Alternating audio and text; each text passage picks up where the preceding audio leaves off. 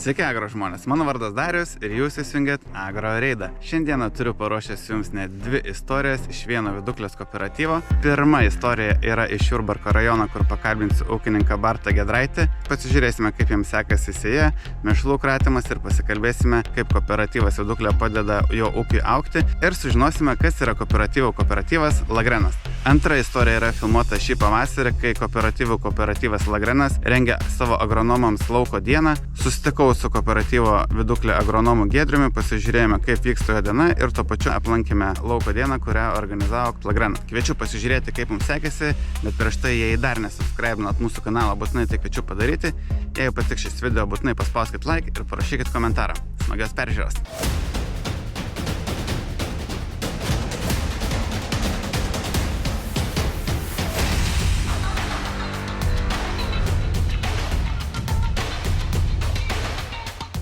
Reikia pažiūrėti, ar plaukai gražiai atrodo.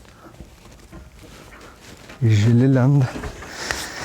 Kur mes čia atvažiavom, Bartai? Į sėjos pradėtuvės. Pradedam šiandien sėti kviečius. Daug kas gal jau Lietuvoje baigia arba įpusėjo. Mes vėlyvesnę sėją visada darom. Kodėl? Tiesiog taip atrodo, kad geriau. Anksčiau gal būdavo su darbais. Užtrunka, kol susisukam, kol pasiruoši žemę, kol trąšas išsibarstai atskirai. Paskui keičiantis technikai, keičiantis technologijom, viskas kažkaip pasikeitė. Kad ir dabar greitai sėja vyksta, bet specialiai palaukiam vėliau. Šiemet visi liūdi, kad tų juodų varpų kviečiuose daug. Tai pas mus to dalyko kaip ir nebuvo, tai mes įsitikinę, kad vėlyvesnė sėja čia duoda savo naudą.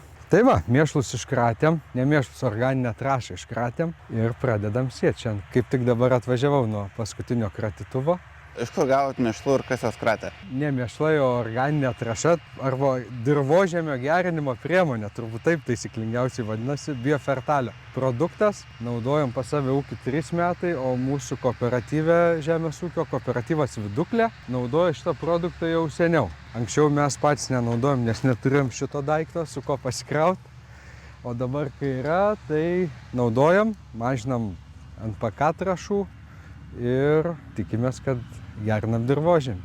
Mūsų kooperatyvas turi kratytuvą, barstytuvą, kuris gali kintančią normą išberti jas. Va kaip tik baiginėja paskutinius hektarus berti ir važiuos pas kitą kooperatyvą ūkininką. Kintamą normą gali išberti, trupintą klintį. Nauja kaltytas, žinoma? Taip. Kokią frakciją? Oi, aš jau 2 metai nebėriau, ta prasme, aš kalbu, kad kratytuvas gali tą daryti. Mes patys porą metų nebedarėm to, nes pH susitvarkė daugmaž, bet reikėtų pasitikrinti. Dirvožemio tyrimus pasidarė. Šiais metais išmanų barstuvą trąšų gerą įstaisėm. Nespėjom tik tai trąšų užsisakyti vieną narį, tai kitiem metam jau paliekam palei dirvožemio tyrimus išsibarstyti. O per sėją NPK naudojam šiai dienai 10-26-26 100 kg. O iš kur žinot, kokią normą berti? Kooperatyvas mūsų turi agronomus ir mes šitą dalyką labai mielai jam paliekam. Kaip ir kooperatyve daug dalykų apsprendžia kooperacija pati, tai nereikia rūpintis nei iš kur chemikalų nusipirkti. Trąšos visokios, tai mes tiesiog turim žinoti, kiek ko mums reikia. Ir kooperatyvo darbuotojai su Lagrenu priešaky padaro tai, ko reikia ir mes neapsikraunam kažkokios kainos ieškojimų, nes ta kaina eilę metų būna tokia pati arba geresnė negu pas kaimyną. Nu tai viskas labai gerai. Tik tiek, kad nereikia vargti ir laiko gaišti su šito klausimu. Tas liečia ir trąšas, ir trupintos klintis visos, augalų apsaugos priemonės, viskas sueina ir agronomai dirba darbą savo, ūkininkai dirba savo darbą. Nu va, dėsim trąšų, sėjos, sėklos, važiuosim toliau. Krausit sėklą, ne? Iš kur trąšas? Trąšas, man atrodo, iš Maroko atvykusios.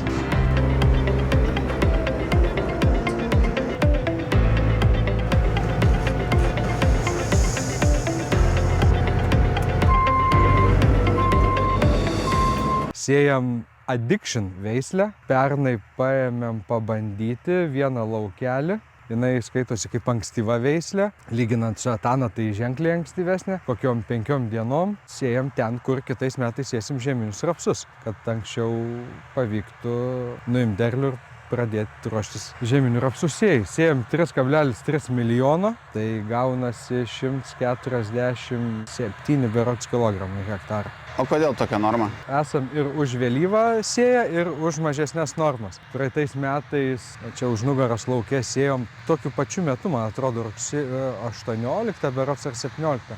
Skageną sėjom irgi 3,3 ar 3,2 milijono ir pavasarį buvo ženkliai per daug stiebų visų ir derlius buvo labai geras tam lauke. Virš 9 tonų, bet mūsų paduoto azoto pritrūko, kad būtų gera klasė. Pradedam su 3,3 milijono ir manau, už savaitės, kai baiginėsim, būsim arti 4 milijonų. Ir kiekvienas ūkininkas turbūt turi savo technologiją, gali visi skirtingai susėdę ginčytis prie stalo iki negalėjimo, bet visi vienodai gyvena. Anksčiau, kai nenaudodavom organinių trąšų, tai tų NPK trąšų eidavo 250 kg, 300 kg, bet pabrangus trąšom ieškojom alternatyvų, kaip čia geriau pasidaryti viską. Tai gal kainos atžvilgiu jau šiai dienai ir nėra kažkokių labai didelių skirtumų, bet pačiai dirvai tai vienareikšmiškai yra labai gerai visa organika. Su to krūtu atvažiavote iš kito lauko, kratėt mėšlus irgi ten, ar ne? Taip, tai visą dieną pats prasivėžinau su krautuvu, kaip tik išleidom nesenai kratytuvą į kitą ūkį išvažiavo. Pas mus šiandien per visą dieną, reiktų paskaičiuoti, kiek čia išbėrėm, bet labai daug laukų šiemet taip sėjomainą susidėliojus, kad nedėli laukai, kur kviečiai siejasi, tai bet išbėrėm turbūt kokius 500 gal tonų išbėrėm. Sakėt, Viduklės kooperatyvo kratytuvas buvo atvažiavęs, jūs priklausot kooperatyvui? Taip, aš esu Žemės ūkio kooperatyvo Viduklė narys, jau nemažai metų, ne nuo pat pradžių, nuo gan vėliau, bet be kooperatyvo savo ūkio ten, kur esam dabar, net neįsivaizduoju, nes visa kooperatyvo duodama nauda, ypač nedideliem ūkiam, tai yra velniškai didelė, tiek kas liečia agronominius dalykus. Mūsų kooperatyvas turi porą agronomų, agronomai rūpinasi mūsų pasėliais, atvyksta, kartu važiuojam aplankyti laukų, pasižiūrėti, pasitart, nereikia sukti galvos, iš kur nusipirkti augalų apsaugos priemonių už geresnę kainą. Vakar mūsų tokių rimtų ūkininkų čiate, linkėjimai ūkio naujienom, vyko diskusija, kas iš kur kokių chemikalų nusipirkti, tas neturi, anas neturi. Visko turim, pasirūpina kooperatyvo agronomai. Šiuo atveju tai labai džiaugiuosi dėl to. Kas liečia trąšas, tai galbūt birželio mėnesį jau perdavėm kiekius, ko reikia kitiem metam ir viskas. Ir turim eilę metų konkurencingą arba geresnę kainą negu pas kaimynus, tuo ir belieka džiaugtis. Tai tas liečia augalų apsaugos priemonės, chemikalus, chemikalus, trąšas, visokią organiką, yra kas su tuo dirba. Ūkininkam telieka ūkininkauti laukuose, o ne skambinėti vadybininkam ir ieškoti, kas ką pigiau ar brangiau nupirks. Tas pats liečia ir grūdų pardavimą. Bent jau pas mūsų ūkyje yra 95%, jeigu ne 99 grūdų išvažiuoja Žemės ūkio kooperatyvui Viduklė arba išvažiuoja Lagrenui. Visi Lietuvos kooperatyvai su priešaky Lagrenu, manau, dirba labai sėkmingai ir tas leidžia turėti kainą gerą grūdų. Kiti, kai žinau, kad negali vežti, neturi kur išsivežti, mes kažkaip kartais turim kur išsivežti. Taip kažkaip stumdosi, dėliojasi viskas ir ta kooperacija. Bendras darbas tiek pačių ūkininkų kooperatyve, tiek kooperatyvų bendras darbas Lagrene, manau, duoda visiems naudos ir sukuria pridėtinę kažkokią vertę, kurią pajaučia patys ūkininkai. Papasakokit žiūrovam, kas nežino, kas yra Lagrenas. Lagrenas, jeigu galbūt ir aš nelabai teisingai paaiškinsiu, bet Lagrenas yra Lietuvos kooperatyvų kooperatyvas. Ne visi kooperatyvai jam priklauso. Lagrenui priklausantis kooperatyvai geba Lagrenų priešaky turėti, tiesiog didelį kiekį visko. Lagrenas perka, parduoda grūdus, tai dažnai mūsų grūdai išvažiuojantis, ką mes parduodam mūsų Žemės ūkio Viduklė kooperatyvui, Viduklė parduoda Lagrenui. Tiesiog kiekis pas mus į sandėlius, augalų apsaugos atvažiuojančios priemonės atvažiuoja per Lagreną. Ir grūdai, ir chemikalai, ir trąšos. Lagrenas rūpinasi kooperatyvais. Turim laiko dirbti laukose, o ne prie kompiuterio arba telefono. Galima agroreidą pasifilmuoti, yra laiko. Šiandien tai su to laiku, kai sunkiai. bet ištaikėm. Sakot, kooperatyvas yra gerai, ne? O tai kaip sugalvojot stoti kooperatyvą? Aš, jei neklystu, mano tėtis turbūt 99 metais ar 2000-aisiais Jurbarke įkūrė kooperatyvą jungiantį augalininkystės ūkius. Tam laikui turbūt buvo irgi naujovė, bet kas yra kooperatyvas, tai aš nuo mažų dienų girdėjau ir žinojau ir kažkaip galbūt supratau, bent jau taip įsivaizduoju. Kažkaip, kai susivedė keliai su Viduklės kooperatyvu, vienareikšmiškai žinojau, kad ten reikia būti ir tai duos naudą. Duodate naudą? Taip. Kaip ir minėjau, kad mūsų ūkis šiai dienai nebūtų tokioj vystymosis fazėje, stadijoje, kokio yra, jeigu ne kooperacija. O tai ką būtent padėjo? Pirmas dalykas, tai manau, agronominiai dalykai. Atvažiuoja agronomas suinteresuotas, kas čia yra negerai, o ne suinteresuotas, kad jam reikia kažkokį pirkimą, dar užsakymą padaryti gerą. Tai šis dalykas, manau, duoda naudą. Paskui dalinimasis, ta prasme, žiniomis su visais kooperatyvo nariais. Galų gale nesenai išleistas tas mėšlo kratytuvas barstuvas. Tarkim, pas mus parapijoje niekas tokio neturi. Kitur turi ūkių, pas mus aplinkui niekas neturi. Tai liuks, valio, atvažiavo, padarė ir visi patenkinti. Pavasaris ateina, agronomai skambino, darom azoto tyrimus. Nusiunti tik tai Google koordinatės, iš kur paimti mėginį, daro azoto tyrimus. Tai įvairiausi tokie smulkus dalykėliai, bet jie dedas ir Viduklės kooperatyvo, tai pagrindinė veikla tai yra žemės ūkio produkcijos javų supirkimas. Mūsų kooperatyvas šalia jis vadinasi Viduklė, bet ofisas yra Raseiniuose. Tai šalia Viduklės porą metų turime kooperatyvo nedidelį elevatorių, grūdų supirkimas ir superkam iš aplinkinių ūkininkų grūdus. Tai grūdų supirkimas, augalų apsaugos priemonių pardavimas, trąšų pardavimas, viskas, ko reikia ūkiui. Paslaugos, kokios yra teikiamos, tai yra mėšlo trupintos klintės, kalkių barstymo paslauga. Šiais metais kooperatyvas teikia javų kūlimo paslaugą. Vokomainas kooperatyvo, kuris, kam reikėjo, važiavo, padėjo kūlę, Leksionas. Anksčiau daug pas ką buvo problemų su melioracijom. Tarkim, tokia kooperatyvo viduj paslauga buvo, ten drenažinių vamzdelių valymas, įranga nusipirkta, kurią kam reikia, pasiema, naudojasi. Tai tokie smulkus dalykai. Plėtros visokių galimybių yra, vis mąstoma, ką dar galėtume teikti, kas ir liečia, ten, tarkim, buhalterinę apskaitą, darbų saugą,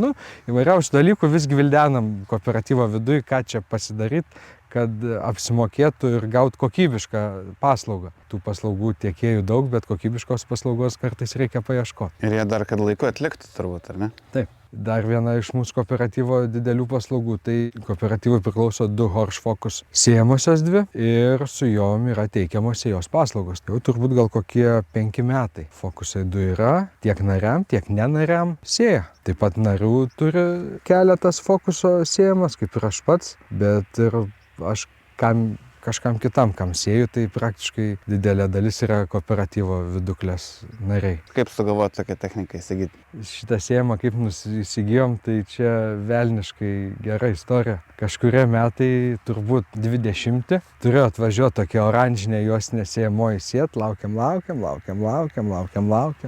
Ir taip ir neatvažiavo iki rugsėjo pradžios jinai. Bet reik tą rapsą pasėti, reik pasisėti, o žemės, anksčiau su kitokia sėma sėdavom, tai reikia žemę ar su ten giluminiu tuo kurmintuvu išdirbti, susivoluoti, laiko nėra, jau čia rugsėjo mėnesį, bet reik pasisėti, reik. Tai tada noraginį skutiką turėjom, užsidėjom smulkių sėklų sėjamą, ir su juo pasisėjom. Bet mums tas noraginis skutikas, kad ir buvo beveik naujas, bet sulūžo. Per tą sėją. Prieš tą sėją sulūžo, smarkiai sulūžo, rėmas sulūžo to agregato. Ir viskas, su tėčiu sakom, negerai, reikia tą skutiką dar kol parduot ir nusipirkti kokybišką daiktą, gerą skutiką ir nebeturėt problemų. Jo. Pas vienus pardavėjus nuvažiavom, pas kitus pardavėjus nuvažiavom, pas trečius 3 variantai, apsisprendėm, kurį čia norim pirkti, lyg Horschą perkam, noraginį skutiką.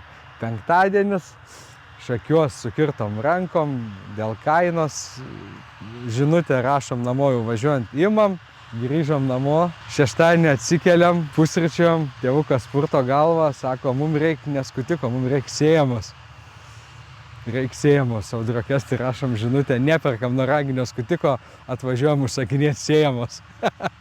Pirmadienį ryte iš Akius ir užsakėm fokusą. Tai čia buvo ruduo, tai kitai vasarą atvažiavo fokusą sėjamoj. Audrokės tai sakė, dar nėra, tai buvo, kad užsako noraginį skutiką, persigalvoja ir toj pat sėjamą užsisako vietoj skutiko. Tai daug kas lasdavo šitą sėjamas, kad čia noraginis skutikas su sėjimo mechanizmu. Nu tai visose juokose kažkiek yra tiesos, bet velniškai gera sėjamoj. Mes su jie ir rapsą sėjam, ir pupas, ir miežius, kviečius, viską. Vienintelio dalyko, ko šiemet pabijojom, tai avižą sėt, nes sėjom antrą Velykų dieną. Tai buvo paviršius pradžiuvęs, tai būt per šlapę dar tiesiog buvo. Tai draugas atvažiavo su tiesioginė sėjama, pasėjo. 3 metrų vis kažkaip patraukia per dantį, kad čia labai vaikiško pločio, bet viskas gerai. Traktorius tinkamo galingumo, 300 arklių, tai per dieną 30 hektarų pasėt. Viskas tvarkoj, tai mes su ją pasisėjom savo ir antrą tiek dar iš šoną sugebam pasėti. Viskas labai gerai. Kiek per sezoną pasėti hektarų? Tai jinai jau yra pasėjus virš 2000 hektarų. Daug pasėjom. Yra poreikis, kodėl nepadėti draugam. Gyvenkime draugiškai. Jo, čia visai netoliese yra kooperatyvo vienas mūsų narys. Tai jam visada viską važiuojam pasėti, reikia pagalbos kažkokios viens kitam, visada pagelbėjom. Pakraut, padėt. Trašų vidury sėjos pritrukai, tu žinai, kad turi pas kažką, jeigu kooperatyve neturi pas draugą, kaimyną, su kuriuo sugyveni gražiai, pasiskolinti ir darbai nenustoja suktis. Tai taip, gyvenkime draugiškai. O jeigu, pavyzdžiui, reikia žemės pasikeisti, jeigu norit sklypais, susitarėt? Čia yra mainytas plotas. Ir čia mainytas plotas yra 60 virš hektaro susimainęs su 2 ūkiais dideliais. To pasiekoju visi laukai 5 km spindulių išsidėlioja. Va čia tolimiausias laukas nuo mano ūkio yra. Konsolidacija vadinasi tas terminas, man atrodo, laukų apsimainimas. Nes kurą taupai, gamtą saugai. Kai kas nors čia sugenda, tai tu čia galų gale, jeigu vis telefoną iškrovę, gali parpėdinti namo. Jeigu už 15 km ar 20 kas nors atsitiko ir niekam nepriskambinti, tai jau tada problemos didesnės. Visas ūkis mūsų įsidėsęs aplinkui Paskinų gyvenvietę. Čia Giedraičiai ūkininkavo nuo labai senai. Su seneliu bandžiau šnekėti, jam 90 metų, kitais metais bus. Tai bandėm pasikalbėti, kada čia ūkio pradžia, nežinom, 1800 kažkada.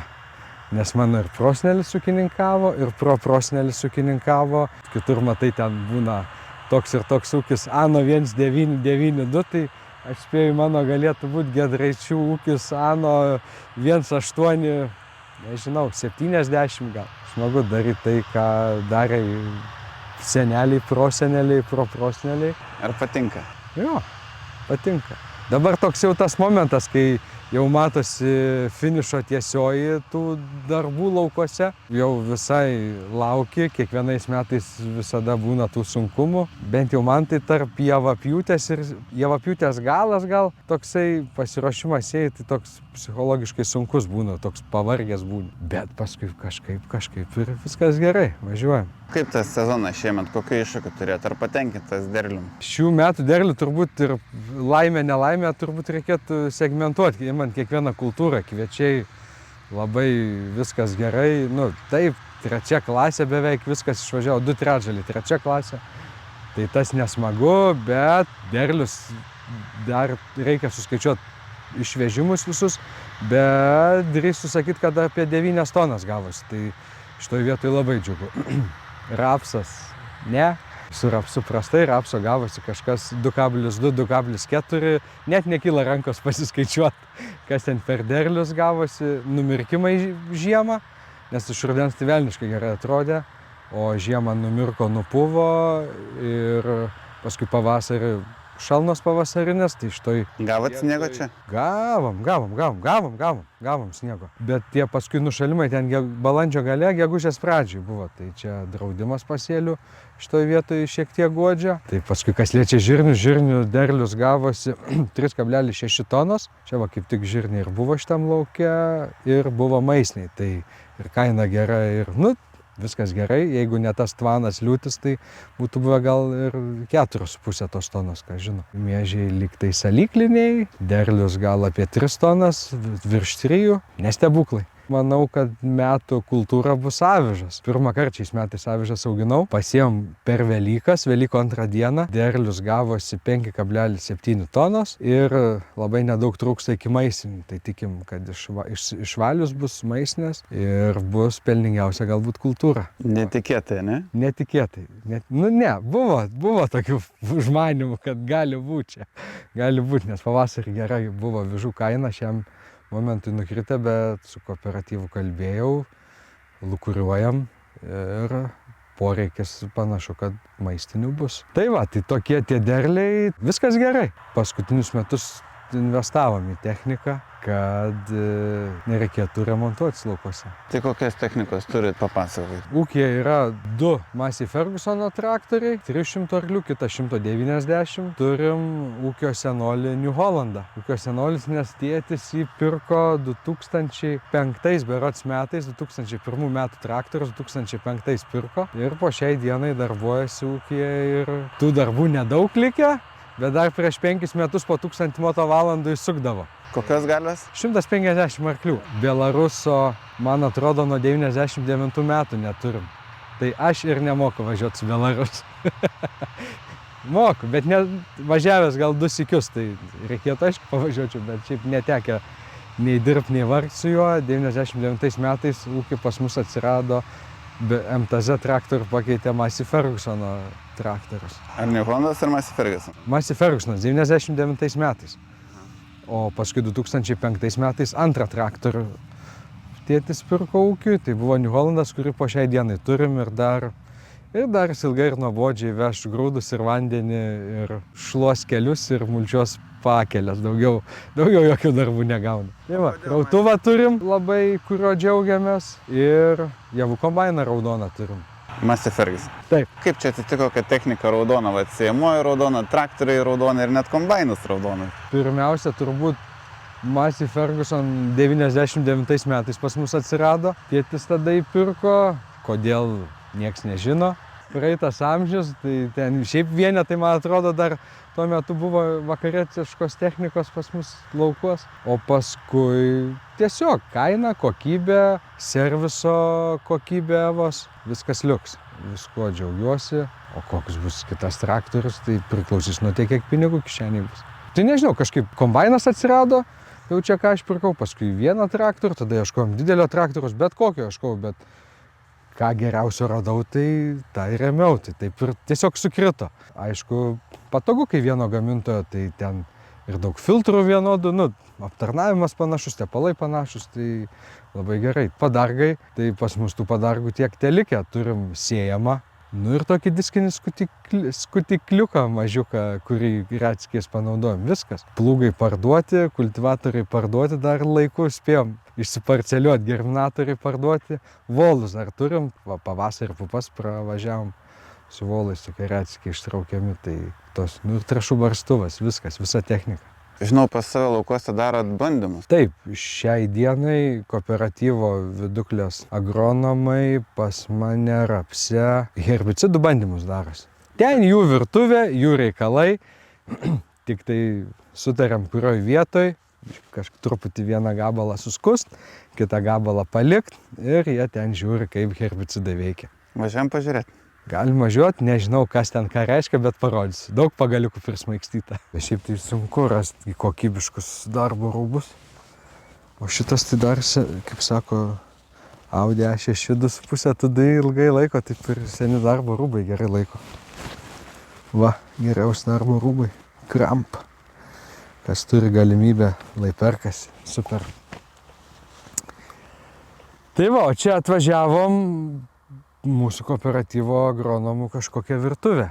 Mėgstat gaminti? Vieną vasarą, antrą kursą pabaigus, neatsimenu kas buvo, bet man ten labai reikėjo tą vasarą dirbti ir užsidirbti kažkaip, nežinau, nors aš nuo 10 klasės kombainuoju. Šiemet 19 kombainavimo sezonas mano buvo, 18 kaip po vieno kabinui. Tai vieną vasarą dirbau restorane picų kepėjų, prasukčiau.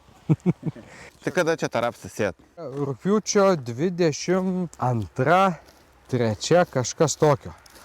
Tai po miežių. Šiaip niekada nesėjom po miežių, bet šiais metais kažkaip taip sėjomaina dėliojosi ir pavyko anksti nukulti, tai taip ir viskas gerai gavosi palei planą. Nes jeigu nebūtų pavykę pasėti, tai būtume labai mažai rapsų. Sėjomainai daug dėmesio skiriam ir stengiamės, kad rapsas grįžtų po 5 metų į lauką. Nes, problemų toli ieškoti nereikia.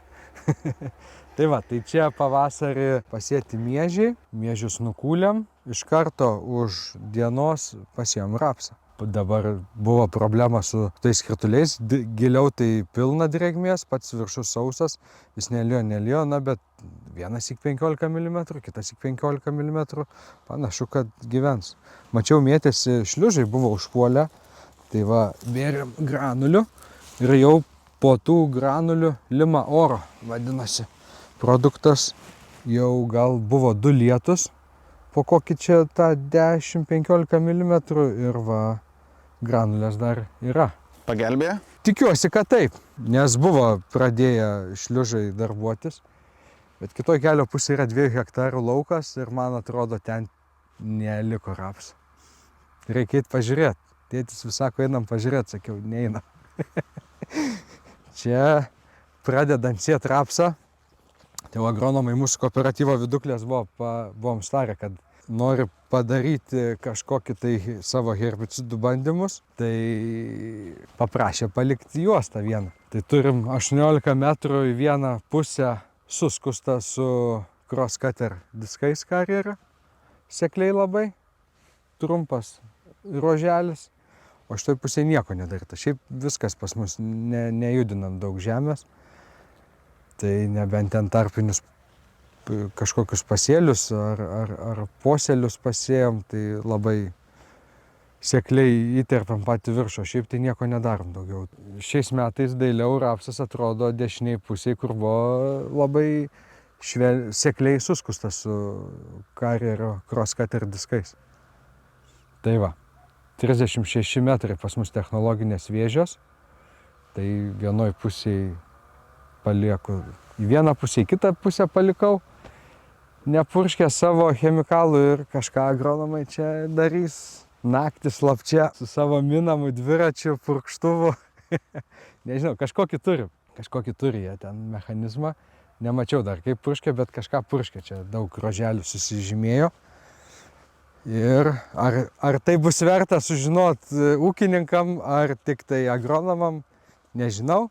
Kartais daro lauko dienas, kai kuriais klausimais mūsų kooperatyvo agronomai, kai kuriais klausimais patys tarpusavį pasitarė jie tenai ir nedaro. Kai prasideda pavasario darbai, kažkiek apmažėja, visi atsimuša sėjos pavasarinės, tręšimai, tai kooperatyvo agronomai daro tokį pas mus kooperatyvo pasitarimą. Kiekvieną ten, neatsimenu, antradienį ir trečiadienį, valandėliai suvažiuojam, pasikviečia narius. Tai va, hebra, darom tą, svarbu tas. Pasišnekam, visi tarpusavį ūkininkai pasikalba, bet taip kažkaip agronomai stengiasi bendrai visus pasikvietę, paakcentuoti, ką svarbu atkreipdėmėsi, ko nepamiršti. Tokie einami dalykai visokie, tiesiog po valandėlę susirinkimai. Gegužės, birželio mėnesį, tai visai reikalingi ir duoda naudą. Kodėl gerai kooperuotis? Todėl, kad yra daug žinių, daug naujienų, yra su ko pasitart, tik nauda iš to. Turit purkštuvą 36 metrų. Jo, ūkis nedidelis, darbo rankų irgi mažėja. Surasti pagalbininkų prie ūkio yra misija neįmanoma. Turim ūkį vieną samdomą darbuotoją, liuks vyrukas, labai patenkintas, gerai dirba, gerai sutarė, manau. Reiktų jo paklausti. Bet smagu su juo dirbti, tai džiaugiuosi ir branginu jį. Bet ieškom kaip optimizuoti tos darbus, nes su orais tai kuo toliau to sudėtingiau. Purškimai eilę metų tik vakare arba naktį, nes dieną tai arba karšta, arba saulė, arba vėjas pučia. Tai dažniausiai labas vakaras ir važiuoju purkšti. Pats purškėt? Taip, pats purškiu. Šiais metais į ūkį atvažiavo naujas Horšo purkštuvas, patenkintas, smagu dirbti. Rinkausi tarp 2 variantų. Vienas variantas buvo su elektra valdomais purkštukais, Kitas variantas su gal patikimesniu valdymu pneumatika. Man tai pasirodė patikimesnis. Visi daiktai geri, kol negenda. Tai su tais elektriniais gal būtų buvo viskas gerai, bet kažkaip su audrokesta paprasta bendraut, viskas gerai. Horšo purkštuvas man senai kirtęs į akį buvo, tai nežinau. Purškiam beveik viskas su 100 litrų, 5 kubų bačka, gerai darbai sukasi. Fungicidai irgi važiuoja ten su 100-120 litrų vandens. Naudojat Bayerio produktus? Taip, naudojam.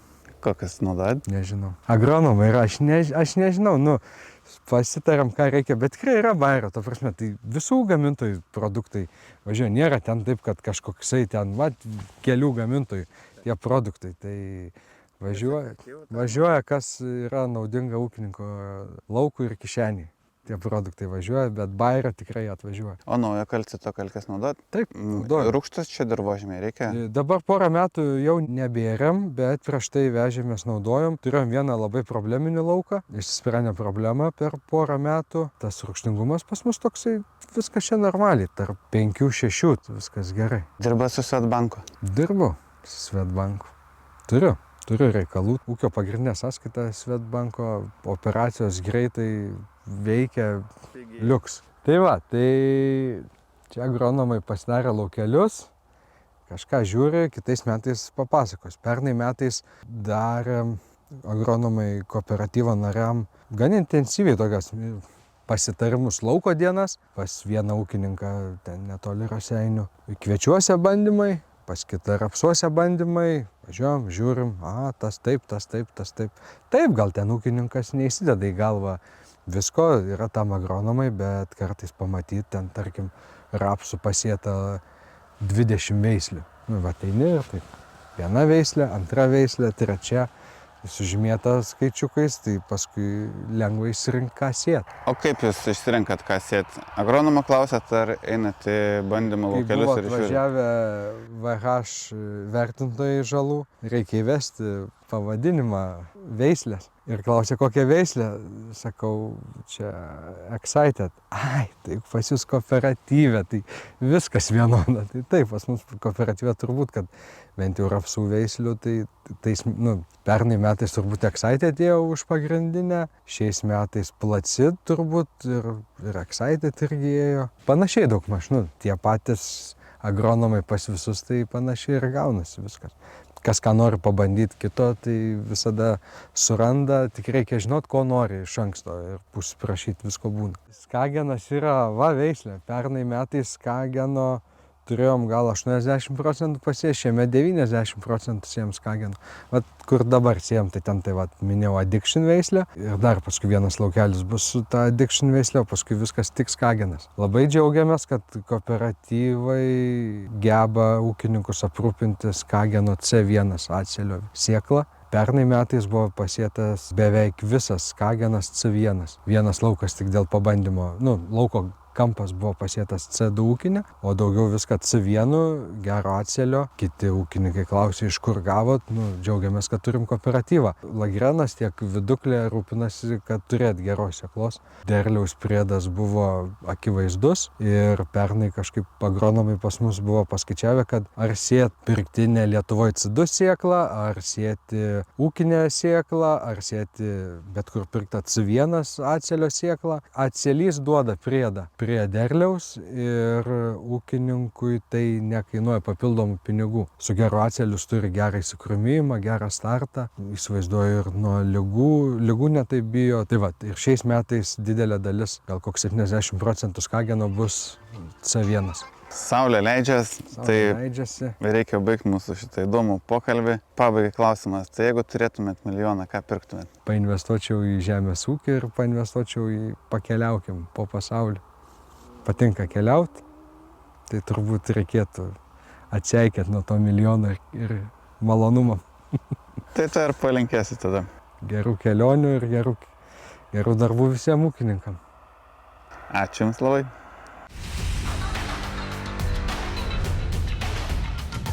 Sveikinuosi iš Viduklės kooperatyvo ir čia šiandieną vyks kooperatyvo lauko diena, kuri yra skirta agronomams. Kas čia ir kaip vyks netrukus ir sužinosim, o dabar laukiu Viduklės agronomo Giedriaus ir mes važiuosim pasižiūrėti, kaip atrodo jo diena. Bet prieš tai, dar nesubscribinat mūsų kanalą, būtinai tai kviečiu padaryti, nes mums tai pats geriausias įvertinimas, smagios peržiūros. Ne viskas, kas pigu, yra gerai. Šimts. Ar nudegis? Sakau, taip nudegis. Kuris traktorius šitas? Oi, ne. Taip, nelūžo, griuvo, tiesiog kažkas plyšo, sprogo.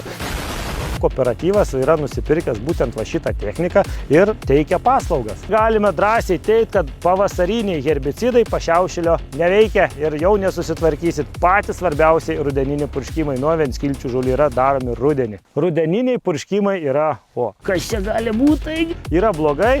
Jau turi būti gerai. Gamta kartais padaro taip, kad čia yra viskas puiku. Kodėl dar gerai yra kalkinti dirvas, tai dėl kalcio poreikio. Mes priminsiu, kad ir su normom žaidžiam. Duosim anksčiau salietros, kai čia iššoktų iš to žemės. Klaidų tokių daryti negalima, kaip atsitiko kaimynui kažkas sumaišyta ar su chemija ir viskas. Pasėlis žuvo, realiai žuvo. Ačiū Dievui, mūsų ūkininkai mumis pasitikė, sabrangi košė kam reikalinga. Kaip elnis realiai užklimpo, tam rapse nebeišeina, bairis nemiega. Striptilinė technologija, kad kuo mažiau judint žemę. Ir 7 sezonas įvairių bandymų. Privertė jį dar labiau augtis, iššakot. Laukelis yra labai blogai atrodint, kulti jo nereikės, bet ūkininkas automatiškai taupo jau kulimą. 4 sezonai mes tokio rapso neturėjom. Turim čia apie 60 laukelių įvairių.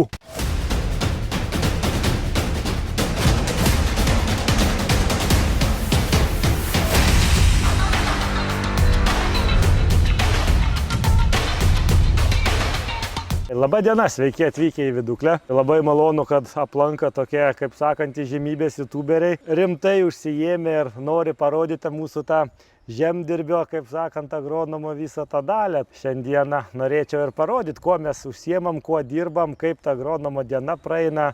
Kaip tik šiandien renkasi visų kooperatyvų Lagreno agronomai į lauko dieną, tai tuo pačiu apžiūrėsi tos bandymus darom. Yra gautų iškvietimų skubių, apsižiūrėti laukus, ten būtų runkeliai cukriniai, žirniai, kažkas ten negerai. Pakviesiu parodyti, kaip čia visą tai atrodo. Tai važiuojam? Važiuojam. Pala. Su kuria mašina? Rinkitės. Jamu šitą. Neteisingas atsakymas. O gal šitą? Ne, šitą. Dėl lazerio, ne? Tai ir atvykome į mūsų bandymus, kur yra bandomi augalų apsaugos produktai. Konkrečiai tyriam, kas veikia kaip pašiaušilį. Tai yra labai didelė bėda užsienyje. Prasidedanti bėda ir pas mus, nes tikrai ūkiai ne visi žino, kaip su šito piktžolė sukovot. Prasipurškia vieną kartą, ne visi produktai jau pavasarį veikia, tai būtent ir bandoma, kaip klausai, kuris herbicidas yra geriausias, tai norim išsiaiškinti, kuris būtent geriausias prieš šitą problemą, kad ją išspręst. Turim čia apie 60 laukelių įvairių augalų apsaugos produktų, įvairiom normom, įvairių laikotarpių ir pavasarį, purkštą ir rudenį, ir automatiškai turim kažkokius gautus rezultatus. Pirmas, kaip visada laukelis, turime kontrolę. Kaip atrodytų laukas, nepurkštas niekuom. Laukelis yra labai blogai atrodint, kulti jo nereikės, bet ūkininkas automatiškai taupo jau kulimą. Jau geresnė. Jau kažką galima sakyti, kad iš bėdos jau viskas yra neblogai. Sekantis laukelis purkšta ir rudenį, ir pavasarį. Jau matom praktiškai iš viso problema išspręsta iš esmės. Tų piktžolių likučių, kaip sakant, visko sunaikinti gamtoj neįmanoma, negalima. Užtat net ir mokslas sako, tai ne naikinimas piktžolių, bet sutikim, kad yra tik kontrolė. Jau šitie, kad net pasirinkus bet kurį variantą, nors kažką padarius, parinkus atitinkamus produktus, rudeninius, čia konkrečiai kurstuojam, jau turime visai neblogą rezultatą. Jau tikrai teks ūkininkui kult. Stengiamės toliau vėl įdėti į bandymus kuo daugiau kontrolę, kad neatsitiktų taip, kad, pavyzdžiui, to piktžolė per lauką eidami ten kažkur mažėja. Ir dabar akivaizdžiai matomės, sekantis laukelis vėl yra kontrolė, o čia panaudoti rudeniniai herbicidai. Koks yra vėl skirtumas? Ir tai mes vėl matom, kad tikrai šitam laukelį buvo labai daug piktžolių, o suveikimas yra labai geras rudeninių produktų. Ir sakykim, kad ūkininkas nori pataupyti, purkšiu tik tais pavasarį ir nespręsiu šitos problemos rudenį. Prieisim prie pavasarį panaudotų visa gama, visi įmanomi herbicidai, kurie tik tais yra Lietuvoje registruoti, kad tos problemos jau neišsprendė. Kaip tik rudeninis matom, taip daugmaž galima jau kentėti. Taip, vieni produktai geriau veikia, kiti prašiau, bet mes priminsiu, kad ir su normom žaidžiam. Kai kur reikia padidinti normą, kai kurios veiklios medžiagos kažką reikia pamažinti, kad gaut tokius rezultatus ir vėl atsitrenkėme į kontrolę. Kaip tai atrodo ir prasideda mūsų vasariniai. Visa eilė, visa palėtė pavasarinių herbicidų, kuriuos panaudojom, jau yra per vėlai, jau viskas yra sudygę, iš rudenio laukas labai išretėjęs ir kaip matom, tas efektyvumas jau pavasarį prieš šiaušilių šitų herbicidų yra gana prastas, jau tikrai čia vėl ūkininkas taupytų pinigus ir tikrai kult nereikėtų. Kiek yra svarbu viską padaryti gerai, kad tu negautum tų staigmenų. Kiekvieną pavasarį ten prasidėjus, kad ten, oi, žolės išlindo, reikia purkštą, ir turi tokį rezultatą. Į herbicidus galbūt netgi suinvestavai kokį 60 ar 70 eurų, bet rezultato nėra. Tai labai svarbu žinoti, kokias tu turi laukus, kokias tu turi piktžolės, kad nedasileisti iki šitokių dalykų, ta prasme, kad taip atsitiktų. Čia ir atsitiko, kad nebuvo purkštas iš rudenio visiškai. Ir dabar, kaip matot, kas biški irgi atsitinka tokiuose mūsų gamybiniuose bandymuose, ūkininkas purškė rudeninius herbicidus. Žiūrėkit, koks yra užnešimas rudeninio herbicidų praktiškai iki pusę laukelio. Iki pusę laukelio mums beveik ką galima, kad sakyti, ir čiut nesugadino bandymą. Tai koks yra rudeninis purškimas, o čia jau liko tik tais viskas naikint pavasarį. Tai praktiškai galime drąsiai teigti, kad pavasariniai herbicidai šiaušilio neveikia ir jau nesusitvarkysit. Viskas turi padaryti rudenį.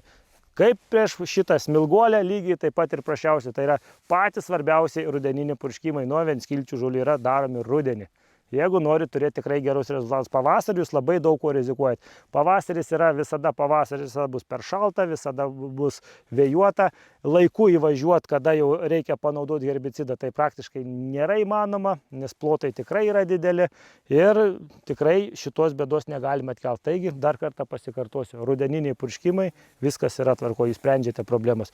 Tai taip viską reiškinamės ir taip su kiekviena praktiškai žolė, su kiekviena liga prisigalvojam, kokius tos mišinius panaudoti. Kad neveikia herbicidas, negalima sakyti veikia, šiaušilis yra pristabdytas, bet problema tai vis tiek neįspręsta, pinigai išleisti, problemos neišsprendė. Kaip ir vėl dar kartą pasikartosiu, neveikia tie pavasariniai. Kontrolė, jau visiškai šakės, o čia šiek tiek tik geriau. Negali sakyti, kad neveikia, bet šiek tiek geriau. Reziumuokim šitaip, kad privalome žinoti visų pirma, identifikuoti savo laukų problemą, ją spręsti laiku, kol tai yra įmanoma. Labai dažnai pasitaiko, kad mes problemą pamatom per vėlai ir jau jos įspręsti negalima. Ir jeigu tikrai turite problemų su vienskiltėm piktžolėm, pradėti jas spręsti nedelsant iš pačio rudenio iškart po sėjos. Tik tada jūs galėsit sukontroliuoti jas ir tikrai derlius šitoje vietoje nenukentės. Jeigu jūs tą problemą atkelsite į pavasarį, sakysite, galbūt bus gerai, galbūt bus labai blogai. Rudeniniai purškimai yra klaidų tokių daryti negalima, kaip atsitiko kaimynui, kažkas sumaišyta ar su chemija ir viskas, pasėlis žuvo, realiai žuvo pasėlis. Tai čia jau gamta pridaro visokių rūpešių, o tokių klaidų tai iš vis negalima daryti. Ir dažniausiai jau pasikartojančios klaidos, purkštuvo neišplovimas ten. Atrodo, kad viską padariau gerai, bet kažkiek tų likučių herbicidų lieka tam purkštuvė ir prasivažiuoja tas pirmas purkštuvas, tokius dalykus padaro. Reikia jau nepatingėti, išsivalyti, išsiplauti viską kaip priklauso, ypač kai keičiasi kultūros ir keičiasi herbicidai. Gautas iškvietimas į cukrinių runkelių lauką pasižiūrėti, kaip suveikia herbicidai. Vien jau įėjus į lauką džiugu matyti, kad visos piktžolės tikrai pageltonavusios, čia cukriniai runkeliai auga kaip ant mielių, matomai problemų nebus, vabaliukai pradėjo irgi savo darbą negerą daryti, kažką daužyti, karpyti. Tai reikės irgi imtis atitinkamų priemonių jau, kad mums negadintų pasėlio, kad turi laukas atrodyti gražu, žalias ir tvarkingas. Herbicidai suveikia puikiai, tai vadinasi viena banga piktžolių sutvarkyta, lauksim antros bangos. O kas ten per krūvą išpilta? Tai čia mūsų vizitinė kortelė, Viduklės kooperatyvos narių, tai praktiškai jeigu jūs matot krūvą, Tai yra organinės trąšos, gali būti paukščių mėšlas, šiuo atveju manau, kad bus organinės trąšos, arba gali būti, kad neseniai atvežtas, gali būti ir paukščių mėšlas. Reiktų arčiau prieiti, iš kvapo gal atpažintumėm. Tai va, tai iš tikrųjų, kaip visiems sakau, tikrai vizitinių kortelė. Jeigu nežinot, ar tai kooperatyvo narys ar ne, tai jeigu ant lauko yra krūva kalkių arba mėšlo, tai žinokit, kad tai tikriausiai Viduklės kooperatyvo nario laukas. Taip ir skiriamės nuo kitų, nes turi būti visas kompleksas visko, kad užaugtų ir tas burokas geras. Tai įsivaizduokit, žmogus jau pasėti yra buroko, jie kasasi gana vėlai, tai jis jau kitam sezonui vežasi mėšlus, ane, kad jau kitam sezonui šitą lauką reikės pagerinti, nes vis tiek po cukrinių runkelių čia imsis tikrai šlapiai, tą žemę šiek tiek sugadinsim, o gal ir ne šiek tiek, viskas priklausys nuo rudenio. Tai va, jau žmogus tuo rūpinasi, jau vežasi organiką, kad vėl per tą 4-5 metus, kai vėl čia grįž runkelių, kad jau šitas vėl laukas būtų atstatytas, vėl būtų derlingas ir vėl galėtų užauginti tą gausų runkelių derlių. O visi mes, kaip sakant, to runkelio norim kažkodėl, tai, kaip žinai, kai kašė žiūri, 100. Tai beveik, saldžiai gyventi mėgstam. Jo, beveik pernai ir pavyko šitam ūkį, ten nebedaug trūko iki to 100 tonų, tai visada norisi pakartoti, nes tai nebuvo nepakartojama. Tai ir vėl tai bus vėl 100. Burokai, kaip žinom, su vienu purškimu nuo žolių niekada neužauga. Lygiai taip pat ir kitos kultūros, jeigu ten pasitrešiam su, sakykime, su salietra, yra geros sąlygos, čia kai dabar vakiečiuose gana gausiai gavom raseiniuose tų kritulių, jie auga, tai faktas, kad tau reikės ir augimo reguliatorių, reikės ir fungicidų ir tu tada turi visą nusimatyti. O kodėl tas laukas taip išvažinėtas? Gana ankstyvas sėja, dar prie žiemą, kur buvo pavasarį sėtas ir tikrai pasisėjo labai šlapę dirvą ir kad čia sudygs, kad visgi taip gerai pavyks, nesitikėjau, tai žmogus vis ko gero važiuodavo kiekvieną dieną pasižiūrėti, kaip tas runkelis auga. Čia kadangi labai suplakta žemė, čia kur stovim, nors irgi sudygimas geras, tai jis jau čia ko gero buvo ir nurašęs, kad čia nesudygs, tai jis važiuodavo kaip tas visas masyvas pasižiūrėti. Tai užkat ir pravažiavau, nes jau čia atrodo buvo, jau čia vis tiek nebus runkelio, tai galime pravažiuoti. Gamta kartais padaro taip, kad čia yra viskas puiku. Žirnių sėjam visai nemažai kooperatyve, kad būtų ta košė riebė ir dar gaila nebeauginam jokių gyvuliukų, tai kad spirgų irgi labai būtų gerai prie tos košės. Tai spirgus kažkas užaugins, kiti, tai mes tai tik žirnius. Vieni siejasi anksčiau, kiti vėliau ir kaip skiriasi kiekvienam lauke tas piktžolių didumas. Tai vat atrodo, šiandien ryte, kai su ūkininku šnekėjau, sako, oi dar nekreip dėmesio, žinai, tau tikrai purkšt nereikia, čia palauk atvažiuosiu, apžiūrėsiu. Tai va dabar atvažiavom, pasižiūrim, tai kad jau pabiros didžiausios, piktžolės irgi jau labai didelės, lipikas jau šitas vijoklinis pelėverkštis jau irgi turi vieną tikrą lapuką, viskas. Šitą lauką jau turės ūkininkas važiuoti su herbicidais, nes atrodo vakar, kur važinėjusi po pupų žirnių laukus, idealiai švarus, viskas yra gerai. Tai vat, kad negali niekada priimti to tokiam dideliam ūkį dirbant to vieno sprendimo, kad jau dabar visi važiuokit purkšti žirnių, nes jau yra laikas. Pasirodo, šitam laukui tik tais laikas, o visur kitur dar visai nelabai laikas. Tai gal dar netgi rasčiau tokių laukų, kur dar žirniai tik tais bedykstantis. Tai vat labai svarbu apsivažinėti tos laukus, apsižiūrėti, kai pasakant ūkininkui, ką daryti, kad tikrai tas tavo rekomendacija būtų į 10, nes dar kelios dienos čia ko gero jau suvėluotumėm, kaip pavyzdys su vijokliniu pelėverkščiu ir jau tas parinktas mūsų herbicidas jau nebelabai gerai suveiks. Pasidarytų purškimą, tai čia būtų tiesiog idealu. Tai tie košės čia galima priauginti ir atvirkščiai, nesuvėluok ir kaip ir tas košės mažėjant Lietuvos, brangi košė, kam reikalinga. Kiek kilometrų pravažiuojat per dieną su mašina? Apie 400, kokia turėtų būti vidurkis kaip minimum. Kai išsėdi iš ryto, tai tik vakare išlip. Tas važiavimas man, kaip kiti mėgsta, sako, keliaukim automobiliais, kur nors važiuokim, tai man čia būtų, nežinau, peilis. Ačiū, kad, žinai, turiu ir automobilį normalesnį, nes kitaip tai su kokiu ten, nežinau, su Kadžiu ar Škoda tokiais keliais ten nenorėčiau važinėtis. O ką vairuojat? Volkswageną dabar, o Marokas tai labai puikiai agronominė mašina. Kūzovas didelis, daug chemijos telpa. Pavežioti, jeigu kartais reikia ekstra. Būna visko, čia ateina ir vakaras, ir šeštadienis, ir sekmadienis.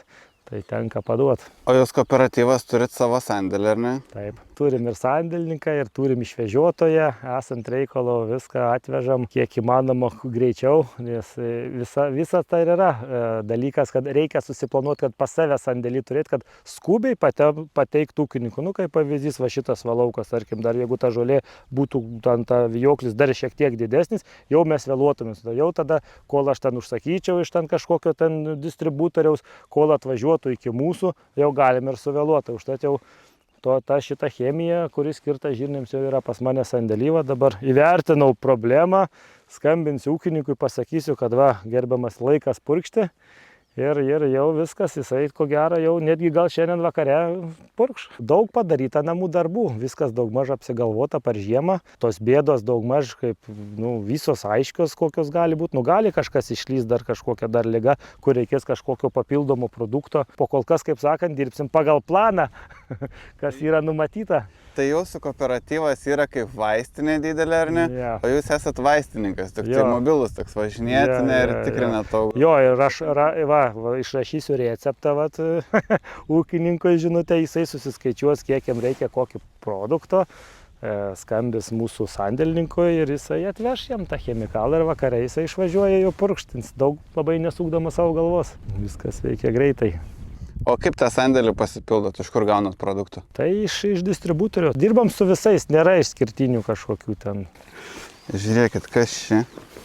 Kas čia gali būti? Nagi, kas čia gali būti? Taigi čia yra sulfatas išbyrėjęs.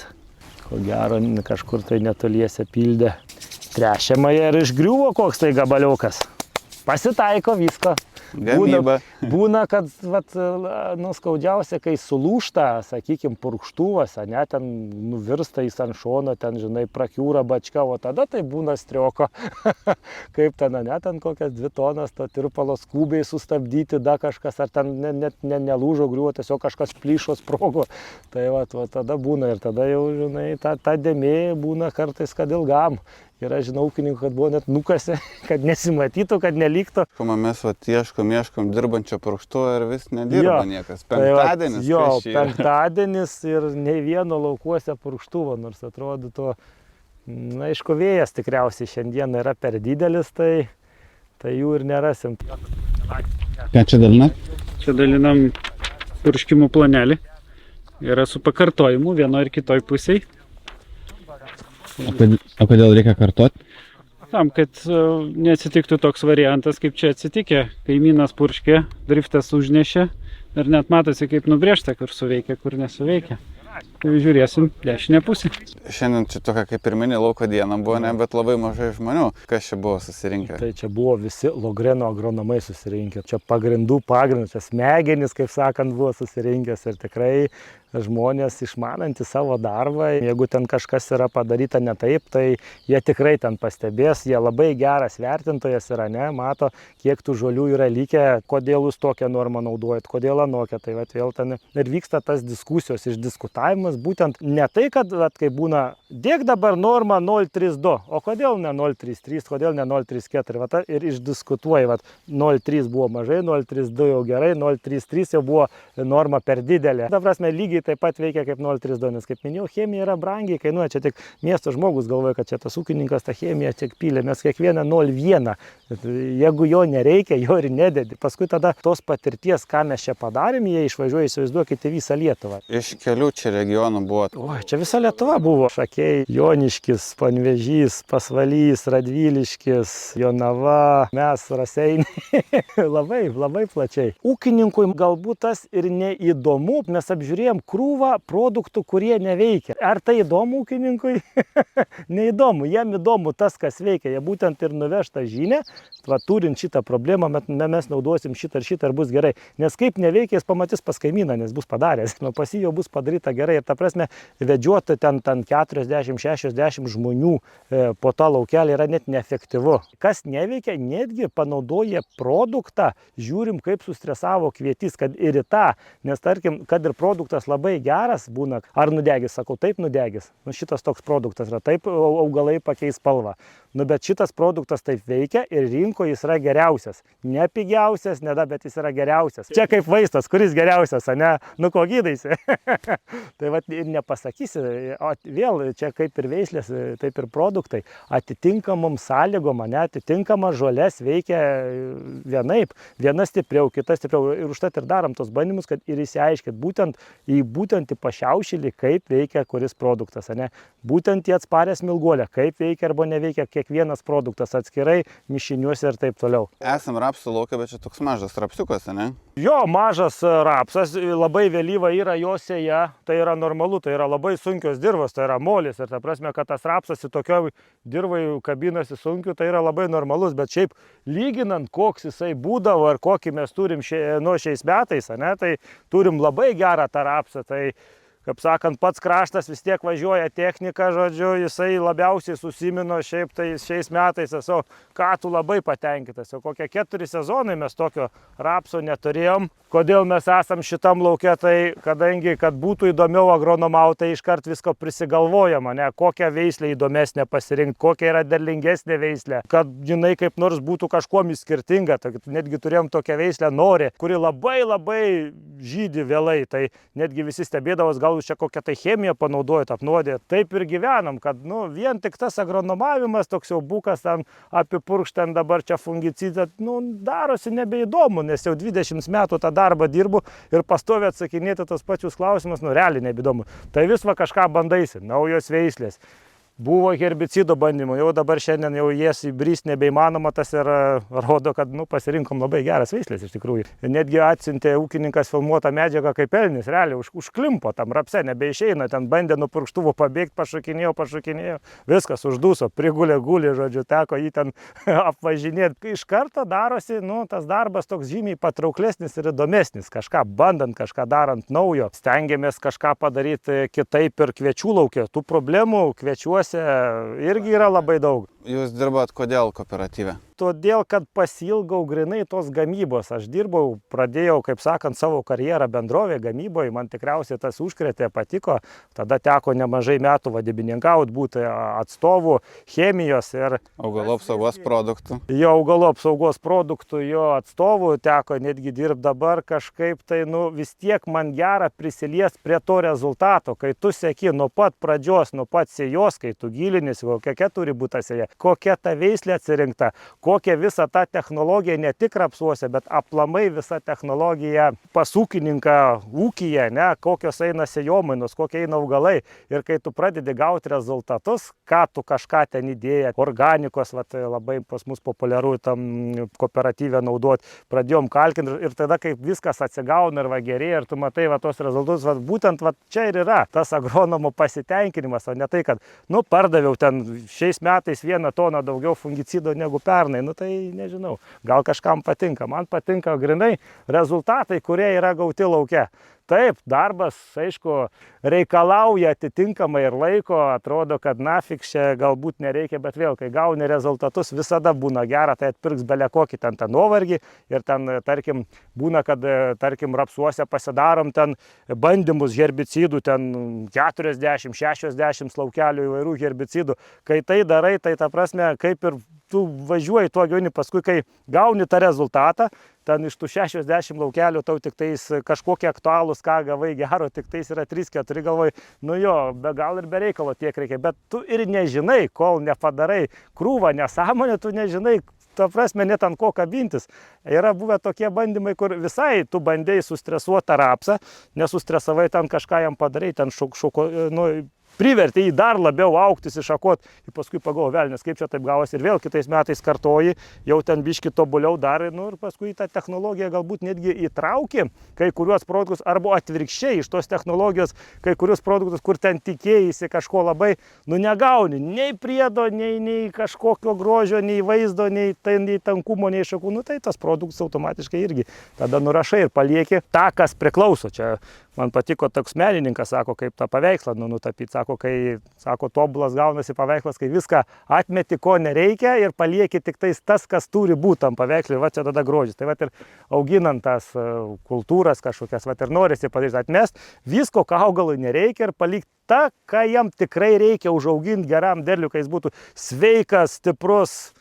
Tai va čia toks pašaukimas ir tas noras padaryti tiek. Tai va, darbo grožis tame, kai tu gauni tą rezultatą. Tai, bet ta prasme jis neteina ten greitai. Tai va vien kooperatyve dabar yra jau 7 sezonas ir 7 sezonas įvairių bandymų. Tai labai aišku, tikrųjų reikia padėkoti direktoriui, žinai, Erikui, kad leidžia daryti tokius dalykus, žodžiu, kad jis į tai investuoja, žodžiu, investuoja į techniką atitinkamą, ten nupirko tą purkštuvą bandyminį, kur mes tikrai galime dabar kaip bandymų stotis po tos 2,5 metro pločio laukelius 9 metrų ilgio pasidaryti ir matyti, kaip tai visą tai keičiasi, nes vien darant bandymus pas ūkininko laukuose, kaip gamybinį bandymą padarėm, tai yra labai brangu iš tikrųjų, tu nežinai, gali rapsą labai sustrėsint, o gal jam ten labai patiks, bet tai vis tiek yra labai brangus dalykai, galų galia tie produktai yra, sakykime, irgi kainuoja ne centai, kainuoja nemažai gan eurų ir jau kai išvažiuoji tuos gamybinius plotus, jau norės ir padaryti augalui, ta prasme, viską duot, kas geriausia, kad užauginti tą normaliausią, stipriausią derlių. Nu ką, gražu, patenkintas, bitės dūzgė, viskas čia yra gerai. Tai ir bitininkai nepiks ir bus patenkinti, kad bus ir nedaus tikrai nemažai. Kokia sėkmės formulė šiemet, kad tokie rapsai gražus užaugo? Sėja, laiku tikrai pavyko pasisėti, rapsas nuėjo žiemot idealios būklės, ten idealaus didumo, tankumo, aišku, toliau jau sėkmė, grinai sėkmė, tikrai puikiai žiema buvo. Viskas buvo gerai, aišku, vėl pavasarį labai nugazdino čia tą žiemą netikėtai užklūpusi dar iš kažkur visą savaitę, galvojom, kad čia labai mums nušaldys tos rapsus, bet vėl atitinkamos veislės daugiau nukentėjo, mūsų šitos atsirinktos tikrai labai gražiai galima pasižiūrėti, kad praktiškai nieko nušaldyto nėra, visos ankštros yra mezgamos ir tikrai iš tų augalų tokių, tikiuosi, labai daug. Pats geriausias atrinkėjas veislių tai visgi yra ūkininkas, jis niekada nepirks veislės, kuri ten yra ligota, kažkokia sunkiai auganti, lėtai auganti. Jam visiems, visi norim šitokių didelių gražių augalų ir automatiškai tos prastos veislės jos visos yra pastumės į šoną ir atsirenkamos tikrai geros ir derlingos veislės. O kaip bajerių veislės pasirodė šiemet? Dekalbinės veislės tikrai yra labai geros, sakykime, patys auginam labai gausiai tą excited veislę, tikrai jo tos veislės yra geros. Aš aplamai iš tikrųjų negalėčiau pykti nei ant vienos veislės, veislę reikia parinkti pagal dirvožemį, kokia ji ten yra. Nei vienas gamintojas, ta prasme, negamina ir nekuria blogų veislių, stengiasi, ta prasme, jas sukurti tobulas, tik tais reikia mums atsirinkti, kokios yra, kokio ankstyvo, ar vienos veislės pakenčia jau tą vėlyvą sėją, Aš pradedu, klausia, kada sėjos laikas geriausias. Sakau, tada, kada yra drėgmės. Tai įsivaizduokit, mes kooperatyvę pradedam sėti galbūt netgi nuo Liepos 24 ir baigiame rugsėjo mėnesį. Ir spėkit, ta prasme, iš kur būna didesnis derlius. Nėra skirtumo. Svarbiausia, kad rapsas gaunasi stiprus. Gali būti taip, kad ten sėtas rapsas ten rugpjūčio 20 dieną derliumi lenkia tą sėtą 24 dieną. Tas tokios įtakos neduri. Tik tiek, kad aš kaip sakau, tu turi padaryti šūdienį tokią augalą, kad jis pavasarį pabudęs nereikėtų tau sukt galvos, kad oi, šitą dabar dėsi augimo reguliatorius, čia labiau pasišakos, duosim anksčiau salietros, kai čia iššoktų iš to žemės, ir galbūt padarysime, sukursime tą pasėlį. Nei velnio, pasėlis yra kūriamas nuo tos pačios pradžios, kaip ir klausėt, kodėl tai yra atrasti tą formulę, kokia turi būti ta sėjamoji, kurias irgi labai kruopščiai rinkomės ir būtent kokią sėjimo technologiją pasirinkome. Tai kokia ta technologija, papasakok? Striptilinė technologija, kad kuo mažiau judint žemę. Kodėl? Todėl, kad kuo mažiau išgarinam drėgmės, nes būtent po javų nuėmimo gana vyksta didelis dirvožemio garinimas ir praktiškai stengiamės kuo greičiau pasisėti tos rapsus tol, kur yra vaninė. Praktiškai ir skaitau, kad jeigu rapsas sudygo per 5 paras, tai tu tam lauke tikrai tą rapsą beveik ir turėsi. Ten gali būti užėjti labai kokia ten sausra, bet jeigu jūsų jau rapsas dygsta 2-3 savaitės, aš abejoju, ar jisai bus tolygus, ar jisai tikrai duos tą gerą derlių, nes tolygumas, kaip kiekvienam augale, turi būti idealus. Visi augalai turi būti vienodi, kaip kareiviai. Vadinasi, sėja buvo kokybiška. Toliau vėl, be abejo, kad priklausomi nuo gamtos nepakovosi, bet užtat pasisteng pasirinkti tokias priemonės kaip sėjamasis. Čia konkrečiai yra naudotas Focusas Horšo sėjamoji, kuri mums tikrai labai tiko ir patiko dėl savo šitų technologinių sprendimų. Ten netgi ir trašos dedasi 2 gyliais. Galima dėti vienu metu ir kompleksinės, ir kažkiek azotinių trašų įsidėti, jeigu tai yra poreikis. Nes vėl kokias trašas ar reikia dėti rudenį, irgi labai žiūrim Jeigu ten, tarkim, to azoto dirvoje yra, tai faktas, kad nereikia dėti, bet paprastai po kviečių, ne, vien šiaudams mineralizuoti reikalingas jau azotas tom bakterijom pamaitinti. Ir jeigu dirvoje jo nėra, nu, tai faktas, kad reikia atiduoti, nes irgi būna ūkininkai, va, pasėjo, kažkodėl tai labai, nu, neauga tas, nu, augalas, ir net iš rūdienio, nu, tai be abejo, šiaudai pasiema, kažkiek pasiema dirvožėme esantis visokie ten mikroorganizmai ir taip toliau, nu, tai įdedami tada. Ir mes biški to azoto, jeigu yra poreikis. Mes jį visada įsitiriame, kiek turime dirvoje ir žinoma atitinkamai kiek atiduoti. Ir netgi, sakykime, šitam laukiai mes pasižiūrėjom, kiek yra likusio azoto iš po žiemos, praktiškai jo nebuvo ir į tai reaguojam, kokį kiekį atiduoti ir kada to azoto, kad turėti tikrai stiprius augalus ir kad jiem nieko nepritrūktų, kad jis tikrai pilnai galėtų suformuoti, ką jisai gali. Kad gink Dieve dėl mūsų klaidos, dėl kažkokių maisto medžiagų trūkumo, jisai nepadarys to derlių, kurį galėtų padaryti. Nu, tas labai svarbu. O rekomenduojat ūkininkam kalkinti dirvas? Be abejo. Tai čia vėl grįžtam į pačią pradžią vėl, ne, nu, čia yra pagrindų pagrindas, netgi rekomenduoju geriau nesėti, jeigu nespėjai pasikalkinti, nes vis tiek nieko nebus, tai tik kalkės, be abejo. Naujo kalcito kalkės, ar ne? Taip, naujo kalcito naudojam kalkės, tikrai taip, jo. O kodėl naujo kalcito kalkės? O todėl, kad jie gana pasiūlo labai gerą frakciją, gana smulkę, tokia gana dulkišką ir aš manau, kad gana greitai mes gaunam tą efektyvumą iš tręšimo. Kai pradėjau dirbti, jau šiek tiek Erikas jau irgi buvo tą įdirbį padaręs, bet labai sparčiai keitėsi laukai. Netgi jau tą patį rudenį mes sėdami, tarkim, kviečius, kur tikrai mums išnykdavo, nesudygsta viskas gražiai ir paskui jau į rudenį mes jau pradėjom stebėti, kad nu, tie laukai nebe taip išnyks, arba tie plotai labai sumažėja. Nes iš tikrųjų vėl, kas dar yra netobula pas mus šitam pasaulyje, tai būtent tų laukų ištyrimas. Ne? Ten vienas mėginys arba vienas tas, kaip sakant, horizontas, kaip jie ten vadina, žodžiu, kad beveik 3 hektarai tam plote. Tam 3 hektarai aš turiu kokį ten 10-15 tikaro labai rūgščios dirvos. Tai nu, čia dar būna, kad ūkininkas pats ten tom skėlėm prasivažiuoja ir jų nebelieka, ta prasme. Laukas vėl darosi tolygus, vienodas. Dabar, kai čia stovim prie lauko, atrodo, oi, kaip čia viskas gražu, pasikeli droną ir pradedi matyti ten užmirkimus, kažkur pH blogas, nu tai va, ką mes galim pasidaryti, ne? Mes galim susitvarkyti pH, susitvarkom. Turim kooperatyvę melioracijos papraplovimo įrangą, tvarkomės melioraciją, tai automatiškai sumažėjo ir tų užmirkusių vietų, nes rapsas labai nemėgsta to užmirkimo. Tai prašau, jau patys galim pasidaryti, sakykime, 2 tokius labai svarbius dalykus, kodėl iš šito lauko mes galime netgi papretenduoti į kažkokius rekordinius derlius.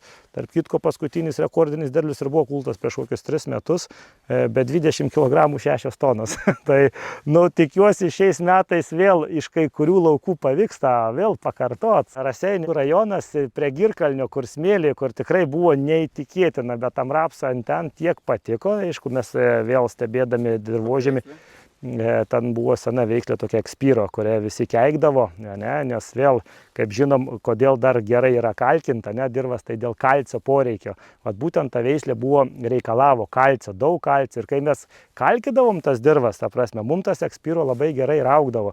Aš atsimenu, kiti ūkininkai, jie keikė sugriūnantį veislę, aš vaikštau nesuprantu, paskui kažkaip daėjo, žinai, čia gal ko gero dėl ką mokslininkų, kai mes pastoji važiuojam kažkom tai duomenimis, kad to kalcio poreikis yra rapsų labai didelis, tada pasidaro aišku, kodėl pas mus jinai buvo labai gera veislė ir nekrito.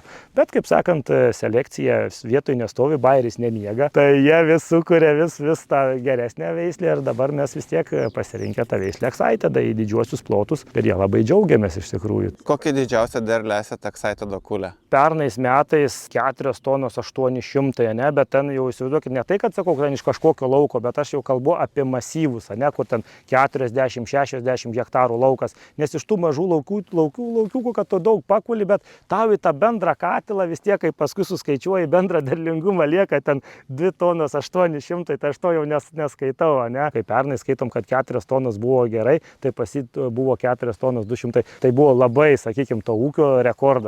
Tai katinas galėjo perbėgti per tą rapsą? Ten ir agronomas galėjo perplaukti jau. Arba čia, ko gero, netgi tas laukas, kur minėjau apie tą elnę, kur užbuksavo, žodžiu, ir nebeišėjo. Tai va taip turi būti.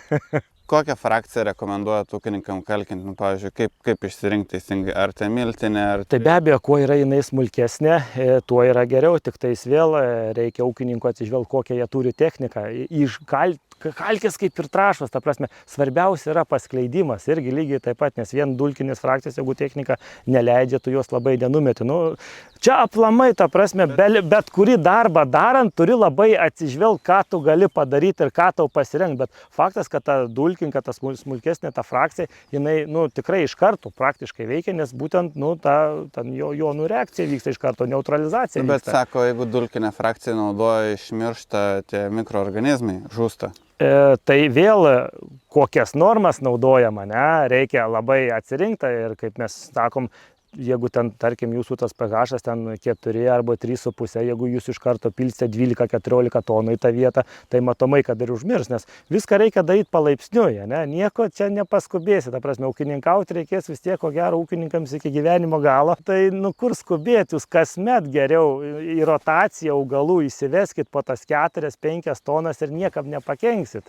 Tai va čia gal va toks va labiausiai svarbiausias, mes iškart norime, žodžiu, yra blogai, o jau turi būti gerai, nu nebus taip laukuose žemės ūkiai, viskas čia iš lėto vyksta, čia kaip ta pati žemė formavosi tūkstančius, milijonus, milijardus metų mes dabar norim, va, pas mane turi nebūti rūgštų. Dirvožėmis tam ir formavosi milijonus, milijardus metų, kad ten kažkas yra tokio, kad ten ta rūgštis, ne, su visu to vandeniu, va, ten kyla į viršų ir jis pastovi vis rūgštėjo. Daugiausia tai mes turim tokių lengvesniai žemėje būtent tos rūgščius plotus, bet tai nėra būtinai taisyklė, gali būti ir atvirkščiai. Tai įsivaizduokit, dar mes pakalkinam vis tiek, tas kalcis ten vyksta cheminės reakcijos, prisiriša, atsiriša, tai būna ir išplovimas šiek tiek tų kalkių. Tai va, sakau, tas dažnesnis padavimas rotacijoje, žinant tą lauką, nu, yra tikrai efektyvesnis, negu kad ten užmeti ir paskui, žinai, sako, taigi, va, kalkino vis tiek nieko nėra. Nu, dėja, reikia dar paskui kartuoti.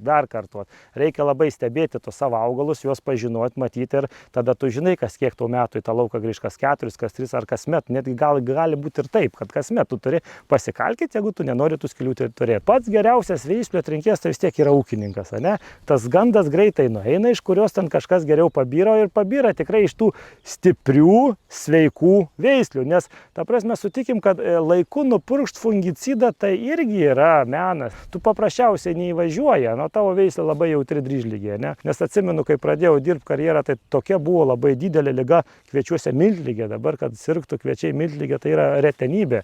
Ta prasme, net to produkto nebeperku į sandėlį, paimi tik tiek, kiek reikia, nes ten kažkur išlenda kokiose kvietukų veislėse, kurie ten pasisėja, ten kokiam ten kvietrugių veislėse, biški jautresnis ten išlenda tik, nu, sakau, šiaip, nu, sakyčiau, kad ūkininkams sakyčiau, kad žinokit, man atrodo, kad kaip tik selekcija varo mums reikiamą linkme, nes būtent mes ir atsirenkam, nes labai yra didelė konkurencija, nu, tai vat neveltui iš tikrųjų kartais ir pasirenki tos Bayerio pro šitos rapsus, nes, nu, turi labai daug visokių tolerantiškų genų, ten verticiliozijai, turi ten fomozijai atsparumus, netgi ten 2, 3, žodžiu, ten dar kažkokiom lygom. Tai ir renkiesi, užtat va tas augalas ir parodo, ar jisai gali augti labiau smėlį, ar labiau užmirkusioje dirvai.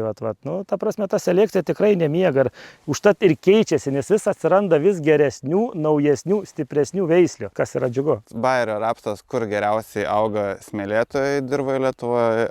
Aš sėju ją į visur, nes tai aplamai intensyviai gana auganti veislė. Šiuo atveju mes čia stovim Jurbarko rajone, ne, gana molinga šlapia žemė ir už nugaros, va dabar bijau, kad būtent čia nepasakysiu, kurią, bet reiktų pervažiuoti kitą veislę, bet tikrai labai plačiai pasisėję esame Excited, ne, tai tikrai va pakenčia tą va tokį molį. Ir dar čia yra sėja 28 dieną rugpjūčio. Ta prasme, prie to augalo prisigabinti, kad čia kažkas yra jam blogai, kažkas nepatiko, per vėlyvą sėją, nu negali, jis viską padarė, tą, ką turėjo padaryti rapsas. Ta prasme, tai vat, žiūrėkit, sakykime, pernai atsimenant sezoną, tai vat, Excitedas pakėlė tą vėlyvą sėją, nu, ir viskas yra gerai. Išlapę, molingą dirvą da pridurs, nes šiaip paprastai molyje labai sunkiai rapsas auga, labai sunkiai, tai vat, jinai vat, visai čia puikiai jaučiasi. Nu, vis tiek ir vėl ta selekcija dekalba, nu, jinai nuėjo gera linkme, teisinga. Tai vat, ir prieš tai buvo Expiro, dabar Excitedas, tai, nu, tai gana dideli plotai užsėti, apie kokį gal sakyčiau, nu, gal net iki 60% gali būti pas mus kooperatyve, reiktų paskaičiuoti, va būtent Excitedą, tai nu, daug ką pasako apie veislę. Ir tai atsirenka patys ūkininkai. Vis tiek jūs turite ūkininkui rekomenduoti, nes ateina pas jūs kaip pas... Nu tai man labai patinka, tai vat, ūkininkas pats praseina veislių kolekciją pats pamato, kokia yra ta veislė ir dažniausiai įsirenka. Tai lygiai taip pat buvom padarę ir su fungicidais kviečiuose. Išpurškiamai sako, čia nieko nesiskirs. Pradeda eiti, ir pradeda rinkti. Jie nežino, kuris produktas, kur panaudotas. Įsirenka tą skaičiuką, kurį geriausiai pateikia, mes jam pasakom, ką įsirinko. Kaip tas kooperatyvas jūsų veikia? Kooperatyvas veikia kaip ir kiekvieno ūkininko ūkis. Nežinau, nuo kurios čia vietos nuimam derlių ir tarkim jau ateina tas laikas, sakykim, sėt rapsą. Ir aš visiems sakau, žiūrėkit, kol drėgmės yra, pradėkim sėt. Vat sakau, netgi būna vasariniai miežiai nuimti, kad tikrai dirvos neišdžiovinti. Mes juos nukuliam vis tiek gal kokią Liepos 15-20, ne, ir sakau, davai, kol yra drėgmės sėjam. Sėjam rapsą nepasigalėsim. Normą pasimažyti mes visi galima, įsikrūmys bus gerai. Nu gerai, ūkininkas patikė, pasisėja, ne, sudygo per tas 5 paras, sakykim, tas rapsas. Viskas, jau, kaip sakant, vienas mūšis laimėtas, ne, toliau prasideda kviečiai. Tai va, tas yra tos rekomendacijos. Arba atvirkščiai, žinai, sakai, kad, nu, dovanokit, bet 20 cm yra sausos dirvos. Sėt dabar rapsą yra savižudybė, nes jisai nesudiks, kol nebus lietaus. Nu, kai ką tada vyksta, tada kulimo darbai, kol jau tas lietus ateina. O kaip žinot, kuliant kviečius visada lietus ateina, kad sugadint klasę. Nu ir tada automatiškai ūkininkas negali važiuoti į tą, kaip sakant, kviečių laukais, išvažiuoja sėt sėkmingai rapsą, kur ir toliau tęsia šitą visą procesą iš naujo. Tai, va, o rekomenduojamės, renkamės žiemą, aptariam būtent bandymus padarytus, įrodam jiems patiems, kaip tai atrodo. Dabar stengiamės kuo mažiau rodyti, nes ačiū Dievui, mūsų ūkininkai mumis pasitikė, tai irgi už tai jiems labai ačiū. Kaip mes galim rezumuoti šiandien dieną, ne, kad kooperacija yra geras dalykas iš principo, ar ne? Taip. Džiaugiasi jūsų ūkininkai. O sunkiai buvo įkalbinti, pavyzdžiui, kooperuotis? Kokia čia ta priešistorė buvo?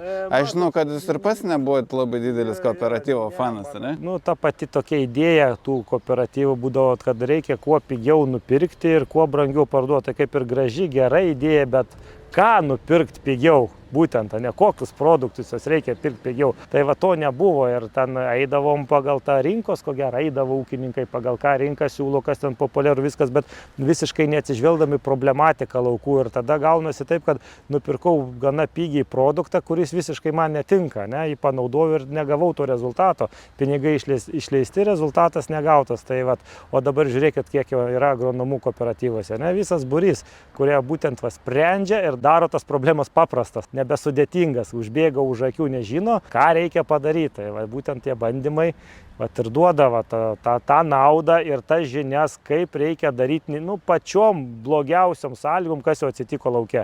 Esat už ar prieš arimą? Visom 4 prieš. Tai įsivaizduokit, kiek privežam organikos, ne, kalkio, tvarkom dirvožemius, kad tik ten atsirastų tos gyvybės, kaupiam tą humusą. Ir įsivaizduokit, dabar taip va, imt lengva ranka viską ir užart. Kalbėkim toliau, kas yra tas arimas. Jeigu tai yra seklus arimas, tai tas pats yra skutimas. Mes tą jau darom ir kai kurie ūkiai daro jau ir 15 metų, gal net ir 20 metų. Ir viskas yra tvarkoj, viskas yra sukontroliuojama, tik tais reikia žinoti, ką reikia kontroliuoti. Ir kaip reikia technologiniai toj visoji grandiniai, kur ką padaryti, kad nesigautų paskui kažkokios tai vat bėdos, kaip vat žiūrėjom bandymuose su pašiaušėliu. Nes negali visko duoti žemės ūkio, ne? Ir bakterijos, viskas galbūt yra gerai, bet yra labai dideli kaštai. Tai mes esam pasirinkę organinės įvairias trąšas ir kurias dedami žemė ir lygiai tą patį darom. O iš kur organinių trąšų mėšlo, kitaip sakant, gauti ir su kuo jį išsiskleisti, jeigu, vat, pavyzdžiui, grūdininkai yra, jie neturi to kratituvo mėšlo? Čia ir yra, kad va, vėl kooperacijos yra žavumas, ne? Vienam ūkininkui tikrai turėti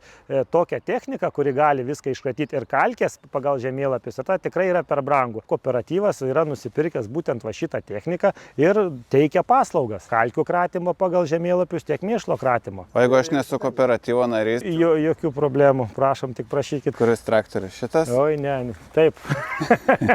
Oi, ne, šitas tikrai neatvažiuos. Nevažiuos šitas? O koks atvažiuos? Anaburgeris priekaba ir džandyrius traktorius žalias. O gali berti pagal kintamą normą? Be abejo. Tai čia yra vėl visa esmė, va, būtent kalkinimo. Kad nepaduoti per daug, kur, sakykime, nereikia, ir paduoti ten, kiek reikia ten, kur reikia, tai ne, būtent ir žiūrime, pasidarę esam dirvožemių tyrimus, dirvožemių žemėlapius ir būtent pagal dirvožemių žemėlapius tas traktorius važiuoja. Bet tai, pavyzdžiui, jeigu jūs ir neturi to dirvožemių žemėlapio, mes tikrai irgi galėtumėm atvažiuoti ir iškart, nes jūs kaip ūkininkas pats žinot savo vietą, kur jums yra, žodžiu, problema, ne, kur neaugate augalai. Ir būtent tą vietą galima šiek tiek daugiau, lėčiau pravažiuoti traktorius, paskui kitur atiduota jau, nu, tradicinė, tam 3 tonų, 4 tonų kalkių į hektarą. tiek ir bus viskas gerai. Galų gale nepamirškim vėl, kaip minėjau, patiems augalams, ypač žirniams, pupoms, rapsui reikalingas tas kalcis. Tai ne tik, kad pH mažina, bet kaip maisto medžiaga, kaip mitybinis elementas, jis yra gyvybiškai svarbus augalai.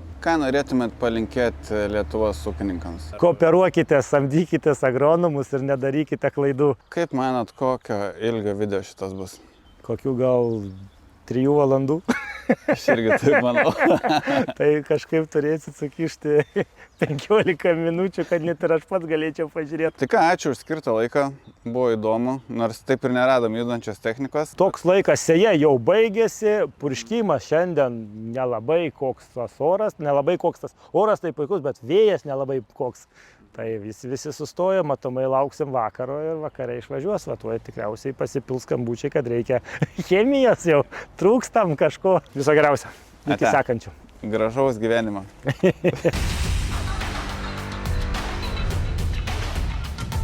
Kažko tai tokio reiktų įdomiau, žinai, kai, nežinau, bet vėl, paminėjau, kad ten valo drenažų praplovimą, manau, būtų smagu, kai jinai dirbtų, ne, kažkur, bet nedirba, niekas stovi, numesta jau gal keli mėnesiai. Jeigu Belarusas stovi, nedirba, tai jau nieks nedirbs. Nors, penktadienį. Sakykime, prieš 2 savaitės, jeigu net akmuo atėjo, tai dabar visa ramybė jau. Toks jau praėjo tas bumas, jau dabar vis paprasčiau bus iki, kol prasidės javapjūtė, tada vėl viskas užjudės. Pilna laukai technikos, nes tikrai net ir važiuojant, vieną, sakau, gal matėm, sugedusi.